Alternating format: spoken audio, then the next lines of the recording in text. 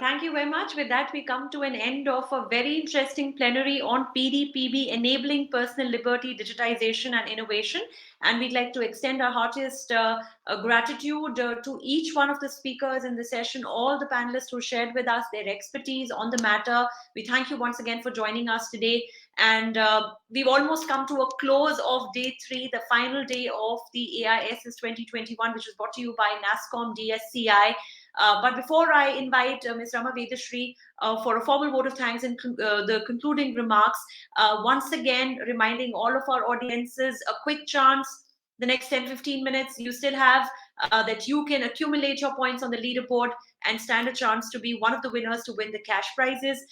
Please feel free to share with us your feedback on Twitter using the handle at the rate DSCI_connect. That's what our Twitter handle is. And share with us your experience at AISS 2021, and your feedback is most welcome so we can serve you better in future. And with that, it's been a 3-day full of learning and some very interesting sessions that we managed to line up for you. We hope that you had insightful sessions and you liked the agenda that we prepared. And with that, I'm now going to hand it over to Ms. Rama Vedashri, the CEO at DSCI, for the closing remarks. Thank you, Samriddhi. So thank you. We bring almost AISS 2021 to a close. Actually, given the richness of the agenda and the interest of the speakers and the delegates, more than 2,000 participants who've joined us on the platform over the last 3 days, I think my team and I can actually go on and extend AISS even over the weekend. But like any conference, we need to close and let you enjoy your weekend, let the speakers and our partners and all the delegates enjoy their weekend with their families. So we have to bring it to a close. So thank you for joining us, particularly the delegates across all the sessions. And we had more than 230 or 230, if I get the count right. I think it's 230 plus speakers over the last 3 days. Actually, while it is a 3-day conference, it's pretty much a 4-day one, because on day 0, as we call it, the day before AISS on Tuesday, we did have some big things lined up, which I will talk about it. And the way the entire agenda has been curated, thanks to the support from all our industry partners and CISOs who give us a lot of ideas throughout the year based on what is of interest to them, what is worrying the CISOs across various sectors, our industry provider ecosystem. We almost had 75 plus sessions. And in this 230 plus speakers, our team, my team and I are extremely pleased with the number of women technology professionals and leaders who were able to join us. I think we had a very big presence of women leaders who have joined us in this conference across from, a very big, large cross-section of organizations. Some of the sessions that we had, we just closed a session on the Personal Data Protection Bill. Yeah, when the agenda was curated, we didn't know that the P of the Personal Data Protection Bill was going to be dropped, and the Joint Parliamentary Committee made it into a data protection bill. We just closed it with that very timely, a day after the Joint Parliamentary Committee tabled it in Rajya Sabha and Lok Sabha. There's so many other sessions, even, vertical sessions.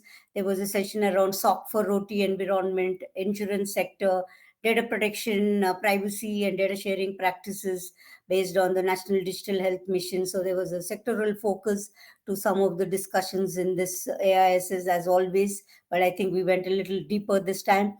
And many other topics of relevance to our industry across various verticals. There was one around data governance strategy, then digital resiliency, of course, and we looked at the entire hybrid work. We did a lot of work around work from home, and now as we move into the 2022, I think organizations are gearing up for a mid to long term hybrid work roadmap on what needs to be done at an enterprise level. We've had all these, and interestingly, we had a focus around how can we focus our attention towards diversity and inclusion in the domain in cybersecurity. I had an opportunity to be part of that panel with some eminent panel members. Overall, the number of partner organizations and industry members who brought in their senior leaders, technologists to deliver workshops, master classes, and also keynotes. I think, if I'm not wrong, we had more than 20 plus keynotes where global technology companies, startups, services companies, all of them brought their best minds together to be able to deliver those workshops. And some of the themes were around, of course, the most topical themes: zero trust, cloud security, governance, risk, and compliance. I think those keynotes and master classes, in the span of 3 days, we were able to get so many diverse perspectives and experiences and expertise in those sessions. For those of you all who could not catch it, I encourage you all to look at our YouTube channel. Most of these sessions will be available live on our website. I encourage those who could not catch any one of these keynotes or workshops or any one of the panels, please do learn them, and share it with your teams. Overall, the agenda had, I said, we started on day zero, which is on the 14th of this, on Tuesday. We had a hackathon which we partner with EY, where this time we saw the contestants, not just the number of contestants, but from the kind of teams that people came from. It was a hotly contested capture the flag hackathon, and the winners were announced yesterday at the award ceremony. We've had some launches. We had a research report on the industry, cybersecurity industry landscape, the services and products growth story. And we also launched or released this new cybercrime investigation manual, which is our third edition, that was done by our CCITR team in Bangalore, with support from several officers from law enforcement and forensic specialists. And we also had it was a closed door training, like a training program or a workshop for women leaders in security, on a lot to do about how do you move ahead on a career growth path in security and in the leadership journey in cyber for women. That was an interesting thing that we did on day zero on the 14th of this month. And as we move forward, we looked at, I think the biggest highlight of AISS has always been the DSCI Excellence Awards. It was hotly contested this year, and some of the, particularly the new categories that we introduced. So DSCI Excellence Awards was a big draw yesterday. We saw from law enforcement category, from product, the innovation box that we hosted on day one. We had 5 startups fighting it out to impress the jury on their product, on their business roadmap, and what exactly is the problem that they're solving, and what is the unique selling proposition that they have to offer. So we had that innovation box challenge winner. And of course, the corporate excellence category awards across banking, critical information infrastructure, privacy leader of the year, security leader of the year, some post pandemic. We had all those winners, both the hackathon winners, finalists, and winners, and the excellence awards. I would like to congratulate once again, all over again, all the finalists and the winners, and also those who have actually partnered with us. Or who have been, competing in these awards year on year and submitting those nominations. So if you're not the finalist, I think it's still the fact that you have nominated yourself, and there would be some best practices from the winners and the finalists, is something that we hope to be sharing. I'm sure some of these best practices will come out either in a summary of what we have learned from all the award nominees and the organizations, and what they've done better or different from the rest of us. And of course, some of these will also be shared as we conduct a lot of webinars and all of that. We've had the privilege of having some dignitaries join us.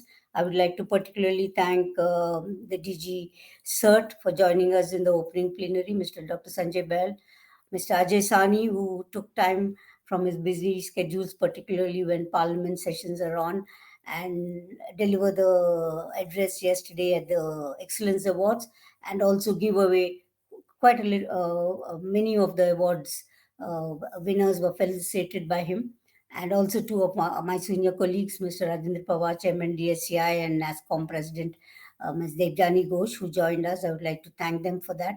And all the industry speakers who have taken the time. I know, thanks to the current crisis the CISO teams are facing, they were all really stretched over the last 2 3 days.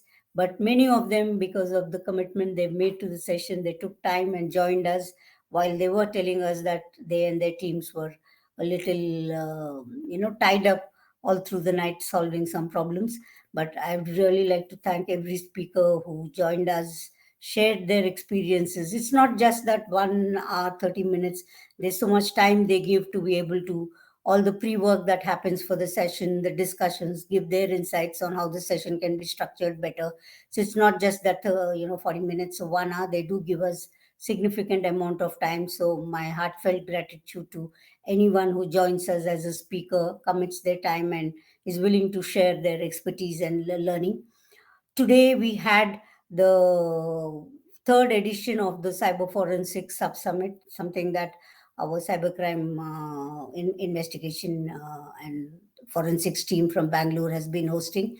So they've had the Cyber Forensics Pathshala, and today we had the opportunity of having Honorable Justice Mr. Talwant Singh and Praveen Sood, IGP from Karnataka State, DGP from Karnataka State, who joined us, and we had the Cybercrime Investigation Manual, third edition, that was launched. So, I would like to thank both of them for joining us and helping us launch this book, which hopefully will be a great value add for training of law enforcement officers in all the state police academies, judiciary, and of course, National Police Academy and any forensic institute.